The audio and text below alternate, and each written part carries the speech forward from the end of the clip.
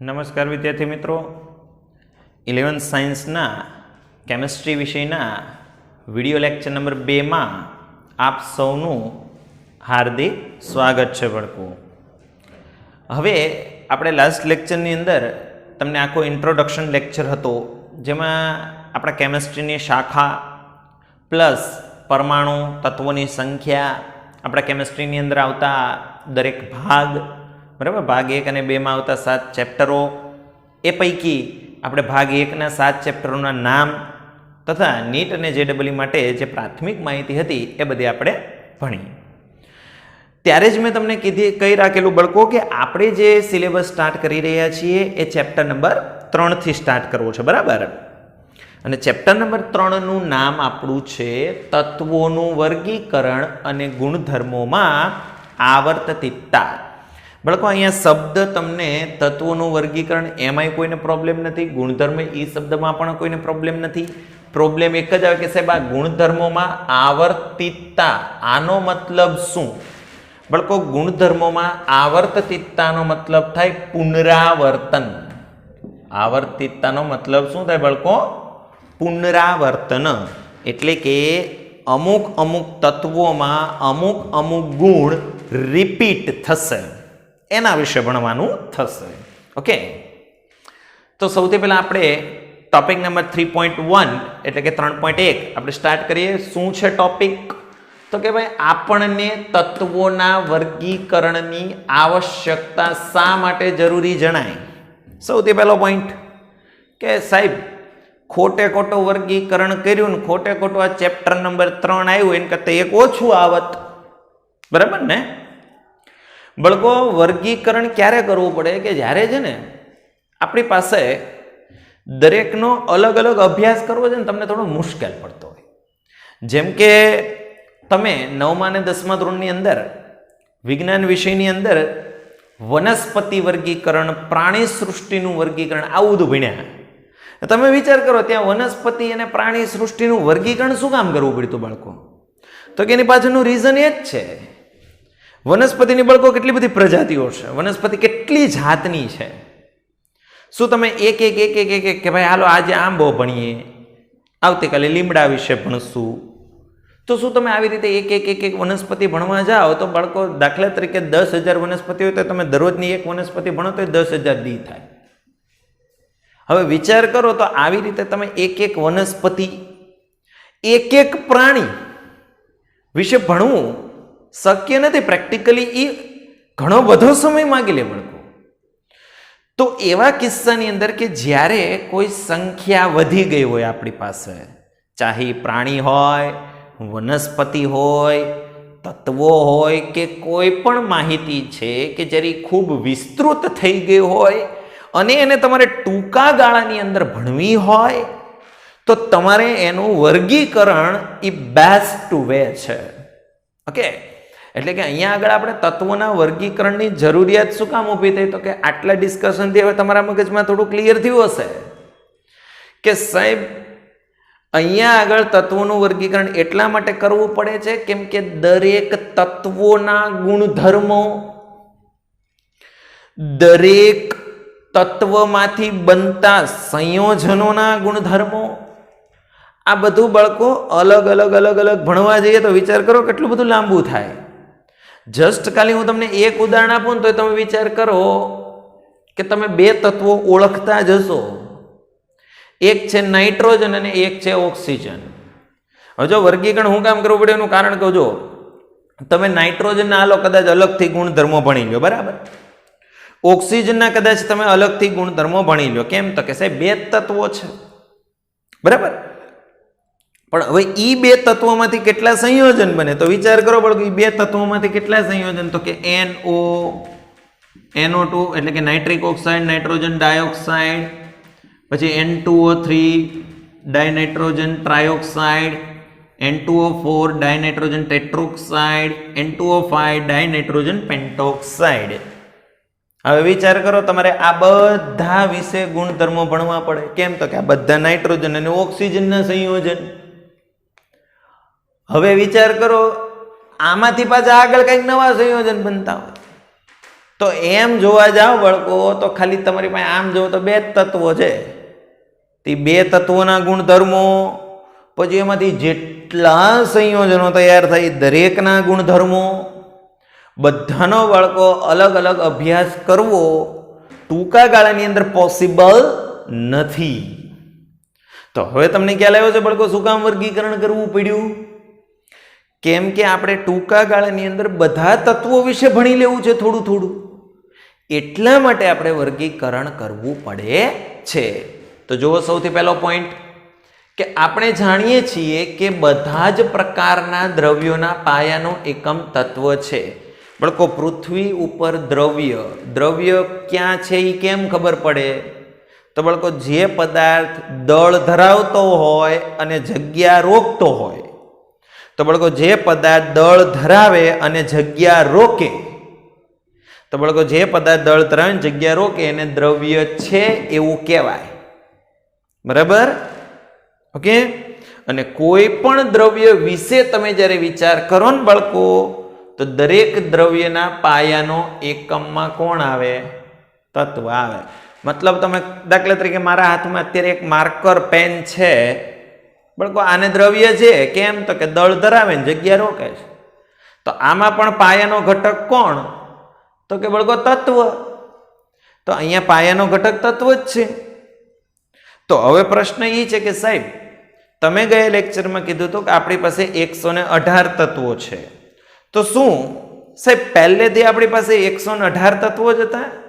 ના બાળકો, તત્વો પહેલેથી 118 નહોતા. એ તો ધીમે ધીમે એનું ઇન્વેન્શન સંશોધન થયા, અને એ ધીમે ધીમે ઇન્વેન્શન અને સંશોધન થયા એટલે અત્યારે 118 પહોંચ્યા. જેમ કે જો આપણે વાત કરીએ તો બાળકો ઈસવીસન 1800 ની વાત કરીએ તો ત્યારે બાળકો આપણી પાસે માત્ર કેટલા તત્વો હતા? 31 તત્વો, કુલ 31 તત્વો હતા ઈસવીસન 1800 મતલબ ત્યારે ભણતો તો સારું હતું, ત્રિતત્વ આખું વિજ્ઞાન પૂરું. બરાબર છે? હવે તમે વિચાર કરો ઈસવીસન 1865 મતલબ 65 વર્ષ થયા ને, તો ત્યારે 31 તત્વો હતા. પછી જાણીતા તત્વોની સંખ્યા વધીને બમણા કરતા વધી ગઈ. જો 31 ના બમણા કરો, 31 દુ 62, 62 કરતા વધી ગયા. જો કેટલા? 63. મતલબ 65 વર્ષની અંદર તત્વો ડબલ થયા. બરાબર? અને હાલમાં તત્વોની સંખ્યા કેટલી જ બાળકો? 118. હવે અહીંયા થશે સાહેબ તમે 114 કેમ લખ્યું? બાળકો આપણી બુકની અંદર લેટેસ્ટ આંકડો નથી 118 નો. બરાબર છે? એ લોકો 114 લખ્યા છે, એટલે અહીંયા મેં 114 અને 118 બંનેનો ઉલ્લેખ કરેલો છે. ઓકે. તો તત્વોની સંખ્યા 118 છે હાલમાં. હવે વિચાર કરો તો આ પૈકીના જેટલા તાજેતરમાં શોધાયેલા તત્વો છે માનવ નિર્મિત છે. મતલબ હું એવું કહેવા માંગે છે કે આ બધા જે છેલ્લે તત્વોની સંખ્યા વધી, જેમ કે તમને ઉદાહરણ આપો, અત્યારે 118 છે. બરાબર? તો 114 માંથી 118 થયા, કેટલા તત્વો વધ્યા? 4 વધ્યા ને. તો 114 માંથી 118 થયા, 4 તત્વો વધ્યા. 4 એ 4 શું છે? તો કે માનવ નિર્મિત છે. બોલું છું, ખ્યાલ આવે છે? હવે તત્વોની સંખ્યા વધારે છે તો તેઓના વ્યક્તિગત એટલે કે દરેકના પોતપોતાના અને એના સંયોજનોના વ્યક્તિગત રાસાયણિક ગુણધર્મોનો અભ્યાસ ઘણો મુશ્કેલ છે. મતલબ શું થયું બાળકો? મતલબ એવો થયો કે આપણે દરેક તત્વોના અલગ અલગ ગુણધર્મો ભણી શકીએ નહીં. એમાંથી બનતા સંયોજનોના ગુણધર્મો વિશે ભણી શકીએ તો કે નહીં. તો હવે ખબર પડી શું કામ વર્ગીકરણની આવશ્યકતા ઊભી થઈ. તો જો આ સમસ્યાના નિવારણમાં વૈજ્ઞાનિકોએ પદ્ધતિસરનો માર્ગ શોધી અને તત્વોનું શું કરી નાખ્યું? વર્ગીકરણ કરી નાખ્યું બાળકો.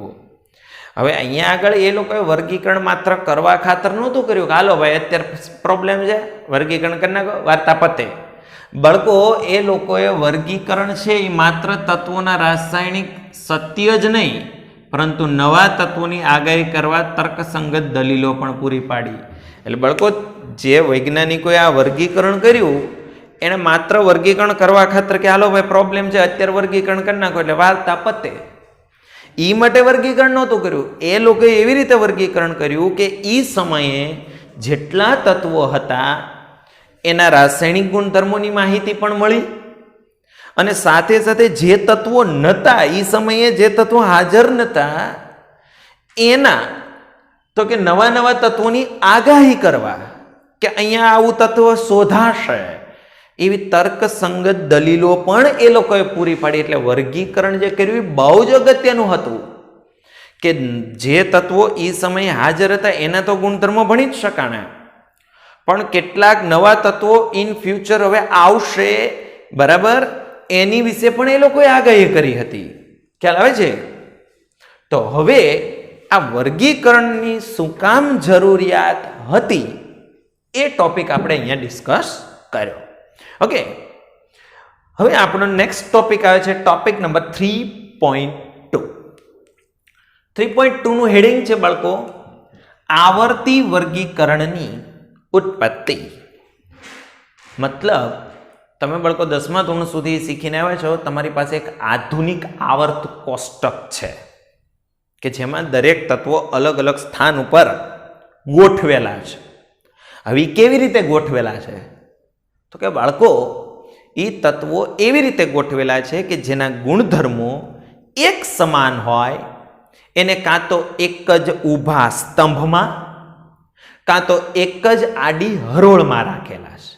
મતલબ તમે જે 10મા ધોરણ સુધી આવર્ત કોષ્ટક જાણતા આવો છો, એમાં જે તત્વોની ગોઠવણી તમને જે દેખાય છે એમાં સ્તંભ અને જે આડી હરોળ છે એમાં તત્વો બાળકો આડેધડ નથી ગોઠવેલા. એમાં ગુણધર્મો પુનરાવર્તન પામે ને, એટલે કે જે સરખા ગુણધર્મો વાળા હોય એ પ્રમાણે ગોઠવેલા છે. તો એની ઉત્પત્તિ મતલબ એની હિસ્ટ્રી ભણવાની છે બાળકો. મતલબ તમે જે ઓલું મેન્ડેલિફનું કદાચ આવર્ત કોષ્ટક જાણો છો તો શું કે ડાયરેક્ટ મેન્ડેલિફે આવર્ત કોષ્ટક આપ્યું ને બધાએ માની લીધું કે હા ભાઈ તમે બહુ સારું બનાવ્યું, લાવો આવર્ત કોષ્ટક. નહીં બાળકો, એવું નથી.